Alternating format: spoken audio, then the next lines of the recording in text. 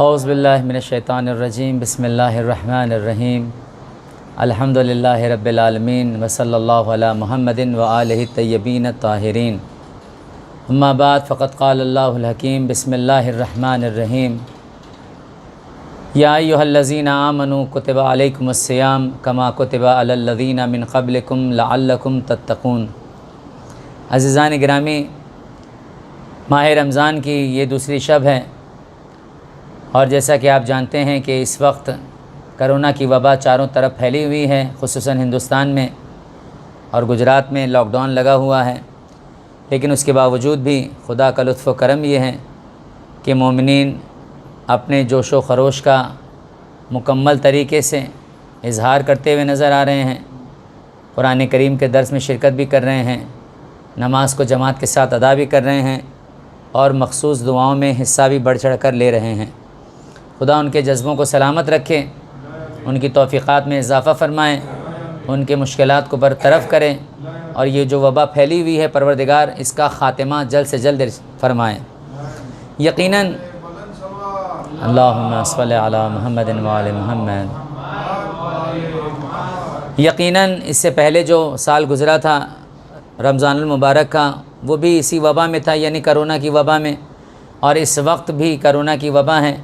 مومنین کے لیے آزمائش ہیں، اور اس آزمائش کی وجہ کہیں نہ کہیں ہم ہی ہیں، اس لیے کہ جتنا زیادہ انسان گناہوں سے منسلک رہے گا، گناہوں کو ہلکا سمجھے گا، گناہوں کو بالکل معمولی سمجھے گا، اور گناہوں کی طرف اپنے آپ کو گامزن رکھے گا، بڑھتا ہوا نظر آئے گا، یقیناً ایسا شخص کبھی بھی خدا کی رحمت خاص میں جگہ عظیم پا نہیں سکتا۔ اس لیے کہ امیر المومنین حضرت علی ابن ابی طالب علیہ السلام کی وہ حدیث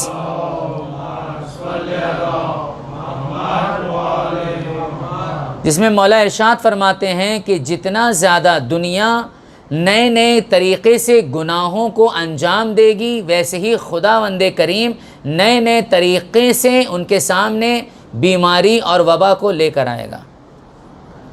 دیکھیں آپ، یہ جو وبا پھیلی ہوئی ہے، یہ جو چیزیں آئی ہیں کرونا، اس کا علاج ویکسین بھی ہو رہی ہے، ساری چیزیں ہو رہی، مگر اس کا کوئی فائدہ نہیں ہے۔ جو ویکسین لگا رہے ہیں وہ بھی بیمار ہیں، جو نہیں لگا رہے ہیں وہ بھی بیمار ہیں، نوجوان بھی بیمار ہیں، بوڑھے بھی بیمار ہیں، سب کو یہ کرونا نقصان پہنچا رہا ہے۔ بس اس سے جو ترتیب بتائی گئی ہے، جو طریقہ بتایا گیا ہے، وہ یہی بتایا گیا ہے جتنا ہو سکے انسان احتیاط کرے، اور انسان اس سے بچنے کے لیے کتنے راستے اختیار کر رہا ہے۔ سوشل ڈسٹینس بھی بنا رہا ہے، کیونکہ ڈاکٹر نے کہا ہے اگر یہ وائرس لگ گیا تو میرا جسم خراب ہو جائے گا، میری عمر ختم ہو جائے گی، میں جلدی بیمار پڑ جاؤں گا، ICU میں مجھے بھرتی کرنا پڑے گا، میرے نفس جو ہے وہ کم چلنے لگے گی، میری زندگی کا خاتمہ ہو جائے گا۔ اپنے آپ کو بچانے کے لیے، اپنی اس مختصر سی زندگی کو، دنیاوی زندگی کو بچانے کے لیے، اپنے آپ کو موت سے بچانے کے لیے انسان اتنا زیادہ اہتمام کر رہا ہے، سینوٹائز کا استعمال کر رہا ہے، سوشل ڈسٹینس کا خیال رکھ رہا ہے، ماسک پہن رہا ہے، بہت زیادہ جو ہے وہ احتیاط کرتا ہوا نظر آ رہا ہے۔ یعنی اس بیماری سے بچنے کے لیے انسان اتنا محتاط ہے، اور جس کے لیے اللہ تعالیٰ نے یہ ارشاد فرمایا ہے کہ اگر تم اس بیماری سے اگر اپنے آپ کو بچا لو گے تو روز قیامت تم ہر طرح کی چیزوں سے محفوظ رہو گے، اس کے لیے انسان کوئی تیاری نہیں کر رہا ہے، اور اس کا نام ہے گناہ کبیرہ۔ اس کا نام ہے وہ گناہ کہ جو اہل بیت علیہ السلام کی نگاہوں میں انسان کو گرا کر رکھ دیتے ہیں، وہ گناہ جو خدا کی نگاہ اور اس کی رحمت خاص سے انسان کو دور کر کر رکھ دیتے ہیں۔ انسان اس طرف بالکل متوجہ نہیں ہو پاتا، دنیا کے وائرس سے بچنے کے لیے اتنا زیادہ محتاط ہے، لیکن گناہوں کے وائرس سے بچنے کے لیے کوئی راہ ترتیب وہ اختیار نہیں کر رہا ہے۔ تو لہٰذا مومن وہ ہیں کہ جو ہر وقت اپنے آپ کو گناہ کے وائرس سے بچانے کی کوشش کرتا ہے۔ امیر المومنین کہتے ہیں کہ مومن وہ ہیں کہ جو ہر وقت اپنے اوپر نگاہ رکھا رہتا ہے، اپنے وجود پر نگاہ رکھا رہتا ہے، اپنی آنکھوں پر اس کا اختیار ہوتا ہے، اپنی زبان پر اس کا اختیار ہوتا ہے، اب اس کے ہاتھ پر اس کا اختیار ہوتا ہے، اس کے دل پر اس کا اختیار ہوتا ہے، اس کی فکر پر اس کا اختیار ہوتا ہے۔ نہ فکر شیطان کے حوالے کرتا ہے، نہ زبان شیطان کے حوالے کرتا ہے، نہ آنکھیں شیطان کے حوالے کرتا ہے، نہ نفس شیطان کے حوالے کرتا ہے، ساری چیزوں کو اپنے اختیار میں رکھتا ہے، تب کہیں جا کر وہ مولا کا صحیح بندہ اور مولا کا صحیح چاہنے والا قرار پاتا ہے۔ جناب سلمان فارسی، جناب ابو ذر غفاری، جناب ترما بن عدی، جناب ساسا بن سوہان، یہ جیسی عظیم عظیم شخصیتیں موجود ہیں عزیزان گرامی، کہ جنہیں بالکل پوری طریقے سے مکمل طریقے سے اپنے نفس پر اختیار تھا، اور ایسا اختیار تھا کہ جن کے لیے امیر المومنین نے خود یہ ارشاد فرمایا ہے کہ ساسا بن سوہان تو ہمارا شیعہ ہے، سلمان فارسی ہمارا شیعہ ہے، مقداد ہمارے شیعہ ہیں، قنبر ہمارے شیعہ ہیں، کمیل ہمارے شیعہ ہیں۔ تو لہٰذا جس کا مکمل اختیار اس کے نفس پر ہو جاتا ہے، اور جب وہ اپنے مولا کی مرضی کے مطابق اپنے نفس کو لے کر چلتا ہے، تب کہیں جا کر مولا کے لفظ محب کا حقدار ہوتا ہے، وہ شیعہ کا حقدار ہوتا ہے۔ وہ اپنی زبان سے کہتا پھرے وہ ایک الگ مسئلہ ہے، لیکن اگر مولا کی زبان سے یہ کہلوانا چاہتا ہے کہ مولا کہیں کہ یہ میرا چاہنے والا ہے، مولا کہیں کہ یہ مجھ سے محبت رکھنے والا ہے، مولا کہیں کہ یہ میرا شیعہ ہے، تو اس کے لیے مولا کی رضا کو حاصل کرنا پڑے گا، اور مولا کی رضا اسی وقت حاصل ہوگی جب انسان پوری طریقے سے اپنے وجود کو مولا کے حکم کے مطابق چلائے گا۔ چوتھے امام، امام زین العابدین علیہ الصلاۃ والسلام، اللہم صلی علی محمد وآل محمد۔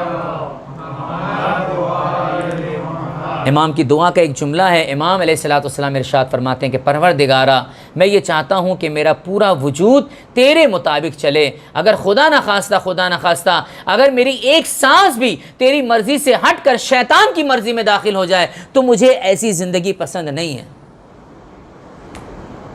اور یہ رمضان صلاح نفس، یہ رمضان تزکیہ نفس، یہ رمضان اپنے باطن کو سنوارنا، یہ رمضان اپنے نفس کو اپنے معبود کی مرضی کے مطابق، اپنے مولا کی مرضی کے مطابق چلانے کا بہترین مہینہ ہے۔ یہ رمضان ایک تمرین ہے کہ ہم اپنے آپ کو مولائی بنائیں، یہ رمضان ایک تمرین ہے کہ ہم اپنے آپ کو اللہ والا بنائیں، یہ رمضان ایک تمرین ہے کہ ہم اپنے آپ کو قرآن کا ذکر میں غرق کر دیں، یہ رمضان ایک تمرین ہے کہ ہم اپنی فکر کو قرآنی فکر میں ڈھال کر رکھ دیں، یہ رمضان ایک تمرین ہے کہ ہم اپنے آپ کو دعاؤں کا عادی بنائیں۔ کون سی دعا؟ بصیرت والی دعا، صرف ہاتھوں کو اٹھا کر مانگنے والی دعا نہیں، بصیرت والی دعا۔ جو مانگ رہے ہیں اس پر توجہ ہونی چاہیے، جو کہہ رہے ہیں اس پر توجہ ہونی چاہیے، جو بول رہے ہیں اس پر مکمل طریقے سے یقین ہونا چاہیے کہ ہم کہہ کیا رہے ہیں، کس سے کہہ رہے ہیں، کس طریقے سے کہہ رہے ہیں۔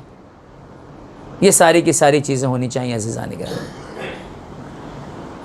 انشاءاللہ تعالی ہماری جو تقریریں ہوں گی انشاءاللہ اس میں ہم کوشش کریں گے کہ نفس پر تھوڑی سی گفتگو ہو، تاکہ اس وقت نفسا نفسی کا عالم ہے، ہر انسان اپنے نفس کو بہتر سمجھتا ہے۔ میں اپنے آپ کو اچھا سمجھتا ہوں، آپ اپنے آپ کو اچھا سمجھتے ہیں، وہ اپنے آپ کو اچھا سمجھتا ہے۔ سب سے بڑی غلطی انسان کی یہی ہے کہ انسان آج کل انانیت کا قائل ہو گیا ہے، وہ اپنے آپ کو سب سے بیٹر سمجھتا ہے، سوچتا ہے کہ میرا عمل سب سے اچھا ہے، میری نماز سب سے اچھی ہے، میرا روزہ سب سے اچھا ہے، میں جو کروں وہی اللہ کو پسند ہے، دوسرا کر رہا ہے تو اس سے اللہ راضی نہیں ہے۔ ہمارے اندر یہ نہیں ہونا چاہیے۔ یہ تھنکنگ اگر لے کر ہم چلیں گے تو کبھی بھی مولائی نہیں بن سکتے۔ مولائی آدمی منکسر المزاج ہوتا ہے، جھکتا ہے۔ عزیزان گرامی، کتنی پیاری مثال دی تھی امام علیہ الصلوۃ والسلام نے، کہا کہ مومن جانتے ہو کیسا ہوتا ہے؟ کہا کیسے؟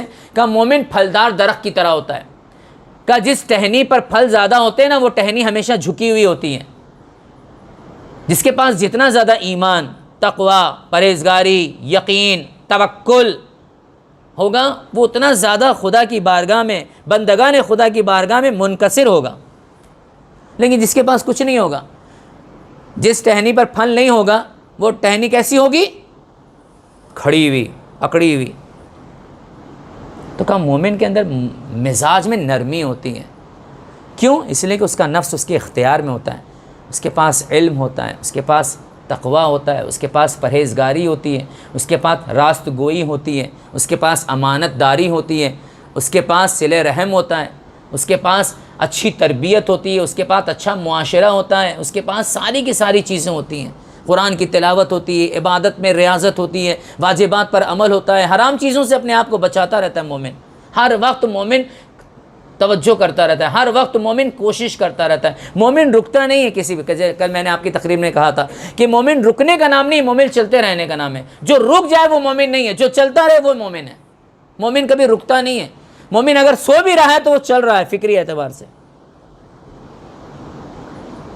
مومن کبھی ٹھہرتا نہیں ہے، مومن ایک بہتا ہوا پانی ہے، اپنے راستوں کو خود بناتا ہے، اس کے راستے کوئی نہیں بناتا، اس کے راستے تو خدا نے بنا دیے ہیں، بس وہ اپنے راستے کو طے کرتا ہوا منزل مقصود کو پہنچ جاتا ہے۔ اور منزل مقصود کیا ہے؟ صراط محمد و آل محمد، محمد اور آل محمد کی غلامی کا راستہ ہی اصل میں وہی راستہ ہے، وہی تالاب میں جا کر مل جاتا ہے۔ آپ نجف اشرف گئے ہوں گے زیارت کے لیے، تو آپ نے دیکھا ہوگا کہ جب فلائٹ اترتا ہے، لینڈنگ ہوتا ہے نا، تو آپ دیکھیں گے کہ نجف اشرف کے جو نہر ہے، نہر فرات جس کو کہتے ہیں، نہر فرات بہت پھیلی ہوئی ہے نجف، تو اسے دیکھیں گے تو وہ نہر آپ کو بالکل ملتی ہوئی نظر آئے گی، کہ ادھر سے جا رہی ہے، ادھر سے جا رہی ہے، ادھر سے جا رہی ہے، ادھر سے جا رہی ہے، ادھر سے جا رہی ہے، اور سب جگہ ملتی ہوئی نظر آ رہی ہے۔ ہر ایک جگہ سے ہر ایک پر نالا جو ہے، ہر ایک نالا جو ہے وہ اس سے ملتا ہوا نظر آ رہا ہے، یعنی ہر ایک نالا جو ہے وہ اس سے مل رہا ہے۔ تو لہٰذا علی کا چاہنے والا بھی ایسے ہی ہوتا ہے، وہ اپنے راستوں کو خود بخود تلاش کر لیتا ہے۔ غلام علی ہے تو علی تک پہنچنے کے راستے کو تلاش کر لیتا ہے، علی تک پہنچ ہی جاتا ہے۔ وہ نہر فرات کے پانی کی طرح ہے، اپنی جگہ تک پہنچ جاتا ہے، اپنے راستے کو طے کر لیتا ہے۔ دیکھیں آپ کربلا میں امام حسین علیہ السلام کا ساتھ دینے کے لیے کتنے سارے لوگ آئے تھے۔ کچھ لوگ وہ تھے کہ جو راستے میں بچھڑ گئے، کچھ لوگ وہ تھے کہ جو رک گئے، لیکن کچھ لوگ وہ تھے جنہیں امام نے بلایا نہیں تھا لیٹر دے کر، کچھ بھی نہیں، لیکن وہ خود امام کے پاس پہنچے۔ کیوں پہنچے؟ اس لیے کہ ان کے پاس بصیرت تھی، ان کے پاس حقیقی غلامی تھی۔ جناب حر نے جب اپنے آپ کو پہچان لیا، جناب حر نے جب اپنے اندر کی غلامی کو پیدا کر لیا، تو رکے نہیں جناب حر، رات بھر جاگتے رہے اور فیصلہ کر لیا کہ صبح میں اپنے آپ کو حسین سے ملحق کر لوں گا، چاہے کچھ بھی ہو جائے۔ کیونکہ جسے بصیرت حاصل ہو جاتی ہے، جو پہچان جاتا ہے اپنے مولا کو، جو اپنے مولا کی مرضی کے مطابق اپنے عمل کو لے کر چلتا ہے، وہ کہیں نہ کہیں اپنے مولا سے مل جاتا ہے، رکتا ہے ہی نہیں۔ وہ جناب حر رکے نہیں، رات بھر جاگتے رہے۔ غلام نے پوچھا، بیٹے نے پوچھا، رات بھر کیوں جاگ رہے ہیں؟ کہا اس لیے کہ میں سمجھ گیا ہوں کہ حسین کیا ہے اور میں کیا ہوں۔ تو پھر لاسٹ سٹیپ کیا ہے؟ کہا کہ اپنے آپ کو حسین سے ملانا چاہتا ہوں، اپنے آپ کو ملحق کرنا چاہتا ہوں۔ کہا کیسے کریں گے؟ کہا کہ مجھے یقین ہے سخی ابن سخی کا فرزند ہے حسین، کریم ابن کریم کا فرزند ہے حسین، مجھے معاف فرما دے گا۔ مولا ہے، اور مولا ہمیشہ اپنے غلاموں کو معاف کر دیتے ہیں۔ تو ذرا سوچیں، جنہیں مولا بنا کر اللہ تعالیٰ نے بھیجا ہے، جب وہ اتنے کریم ابن کریم ہو سکتے ہیں، تو کیا پروردگار دو عالم معاف نہیں کر سکتا؟ حسین کو مولا کس نے بنایا؟ خدا نے بنایا ہے یا نہیں؟ علی کو مولا کس نے بنایا؟ خدا نے بنایا یا نہیں؟ رسول اللہ کو مولا کس نے بنایا؟ خدا نے بنایا۔ امام زمانہ کو مولا کس نے بنایا؟ خدا نے بنایا۔ یہ سارے کے سارے لوگوں کو، معصومین کو مولا کس نے بنایا؟ خدا نے بنایا۔ تو جب ان کے اندر اتنا کرم ہو سکتا ہے، ان کے اندر اتنا رحم ہو سکتا ہے، جب یہ اپنے غلاموں کو معاف کر سکتے ہیں، تو جس نے انہیں مولا بنا کر زمین پر بھیجا ہے، تو کیا وہ معاف نہیں کر سکتا؟ اس نے تو وعدہ کیا ہے کہ اے میرے بندے، بس تو شرمندہ ہو کر رمضان میں آ جا، اور یہ رمضان ایک بہانہ ہے بندگان خدا کے گناہوں کو معاف فرمانے کا۔ خدا نے وعدہ کیا ہے کہ میں میزبان ہوں، تو مہمان ہے، تو میرا مہمان ہے، تو مہمان بن کر آ جا، اور تجھے گفٹ کیا دوں گا؟ تیرے سارے گناہوں کو معاف فرما دوں گا، ساری حاجتوں کو معاف فرما دوں گا، تو جو جو مانگے گا وہ سب تجھے عطا کروں گا، تیری نیند کو ثواب بنا دوں گا، تیری سانس کو تسبیح بنا دوں گا، تیرے سونے کو عبادت قرار دوں گا، اور تیرے جاگنے کو بھی عبادت قرار دوں گا۔ لیکن شرط یہ ہے کہ یہ روزہ خالصتاً لوجہ اللہ ہونا چاہیے، صرف میری خاطر تو کام کر۔ اگر تو نے میرے خاطر کام کیا ہے تو میں تیری ساری چیزوں کو بہتر بنا دوں گا، اعلیٰ بنا دوں گا، اچھا بنا دوں گا، سب سے بہتر بنا دوں گا۔ تو یہ ہے عزیزان گرامی رمضان المبارک کی برکت. اور خود مولا کائنات حضرت علی ابن ابی طالب علیہ الصلاۃ والسلام اللہم صلی علی محمد وآل محمد ارشاد فرماتے ہیں کہ پیغمبر خدا نے جب آخری شعبان المعظم کو خطبہ جمعہ دیا تو اس میں باقاعدہ آپ نے جو فضیلتیں بتائی ہیں رمضان المبارک کی، اس میں سے اہم ترین فضیلتوں کی طرف اشارہ کیا. بہت زیادہ فضیلتیں، ان میں سے سب سے عظیم فضیلت یہ کہ اس میں جتنا ہو سکے اپنے سجدے کو طولانی کرو، اس لیے کہ اگر تم نے اپنے سجدے کو طولانی کیا تو اللہ تعالیٰ تمہارے گناہوں سے جو تمہاری کمر اور تمہارا پشت جو ہے وہ سنگین ہو چکی ہے، اللہ تعالیٰ اس کو ہلکا بنا دے گا. سجدہ تمہارا طولانی ہونا چاہیے، جلدی والا نہیں ہونا چاہیے. رمضان میں کوشش کریں کہ اپنے آپ کو عبادت سے منسلک کریں. آیت اللہ کشمیری کہتے ہیں کہ نماز شب کی پابندی اختیار کریں. رمضان المبارک میں کوشش کریں کہ جعفر طیار کی نماز بھی پڑھیں. کثرت سے سورہ توحید کی تلاوت کریں. کثرت سے محمد اور آل محمد پر درود پڑھیں.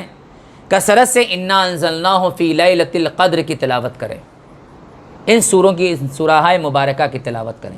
جتنا زیادہ آپ تلاوت کریں گے اتنا زیادہ آپ برکت والے قرار پائیں گے، اتنا زیادہ برکتوں کا نزول ہوگا. تو عزیزان انشاءاللہ تعالی یہ ماہ مبارک، یہ ماہ اصلاح تزکیہ نفس ہے. انشاءاللہ تعالی ہم اپنے آپ کو نکھاریں، اپنے آپ کو بنائیں، اپنے آپ کو اس لائق بنائیں کہ انشاءاللہ جب ہم اس رمضان سے گزر کر جب شوال میں داخل ہوں تو ہمارے اندر وہ کوالٹیز نظر آئیں کہ جو ہمارا مولا ہمارے اندر دیکھنا چاہتا ہے.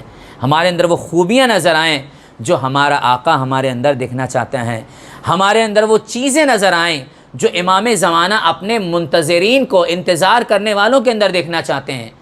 لوگ دیکھیں نا، لوگ نہ بیان کریں کہ ایسا ہے ویسا ہے، آپ انتظار کرنے والے نہیں، امام زمانہ دیکھیں کہ واقعی یہ انتظار کرنے والا ہے. لوگ ڈیسائیڈ نہ کریں کہ ہم انتظار کرنے والے ہیں یا نہیں، بلکہ امام ڈیسائیڈ کریں کہ یہ میرا انتظار کرنے والا ہے یا نہیں. کیونکہ انتظار امام کا ہم کر رہے ہیں تو ڈیسائیڈ وہی کرے گا جس کا انتظار کیا جا رہا ہے. کوئی آدمی نہیں کرے گا ڈیسائیڈ کہ ہم انتظار کرنے والے ہیں یا نہیں ہیں. یہ امام ڈیسائیڈ کریں گے کہ ہم انتظار کرنے والے ہیں یا نہیں ہیں. تو لہٰذا انشاءاللہ یہ انشاءاللہ ہماری خوبیاں ہوں گی انشاءاللہ رمضان میں. اور انشاءاللہ کچھ خاص موضوعات کی طرف انشاءاللہ قرآن کی تلاوت کی طرف، قرآن کے سوروں کی طرف، مختصر شرح کی طرف، اور انشاءاللہ آخرت کی طرف، اور انشاءاللہ دوسری چیزوں کی طرف انشاءاللہ توجہ دلائی جائے گی، تاکہ جو روزمرہ نوجوانوں کو جن چیز کی ضرورت ہے، خود مجھے بھی اور آپ کو بھی انشاءاللہ اس کی طرف توجہ دلائی جائے گی، تاکہ یہ رمضان کا مہینہ ہمارے لیے واقعاً اصلاح نفس کا مہینہ قرار پائے اور ہم سب کے لیے ایک بہترین مہینہ قرار پائے روحانی اعتبار سے.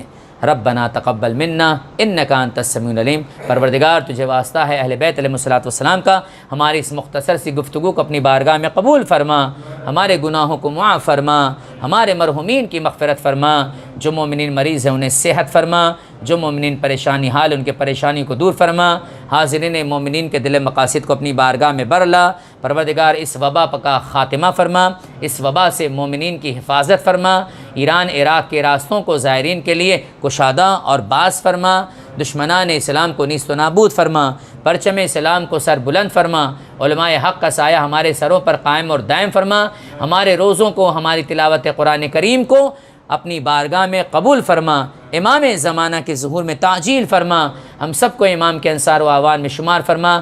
کائنات میں اور یہاں جہاں بھی لوگ بیمار ہیں، مریض ہیں، ان کی صحت یابی کے لیے 5 مرتبہ من یجیب کی تلاوت فرمائیں. بسم اللہ.